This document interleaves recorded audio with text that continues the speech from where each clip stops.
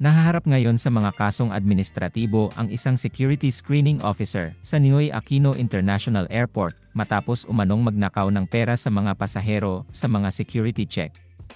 Ang insidente ay umani ng matinding pagkondena mula sa mga opisyal ng gobyerno at nanawagan para sa isang masusing investigasyon. Ang administrator ng Office for Transportation Security Yusek Mao Aplaska, inihayag ang pagsasampa ng formal na administratibong mga kaso laban sa opisyal. Matapos namang magsagawa ng investigasyon, inirekomenda umano ng OTS kay Bautista na magsagawa ng legal at administratibong aksyon laban sa security screener na nakuhanan sa CCTV na tila lumulunok ng ninakaw na dolyar na nagkakahalaga ng $300 para itago ang ebidensya.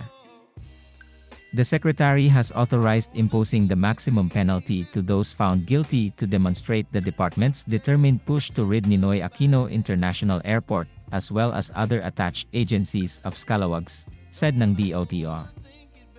Samantala, kinondena ni Manila International Airport Authority Officer in Charge Brian Ko ang naturang insidente at binigyang diin na wala umanong lugar sa NAIA ang airport frontliners na nagpapawalang bisa sa kanilang pagsisikap na mapabuti ang antas ng serbisyo ng airport.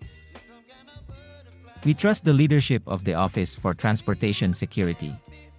Their immediate request for viewing of the CCTV footage shortly after the incident happened is a manifestation of their resolve to take quick action against erring personnel, said Nico.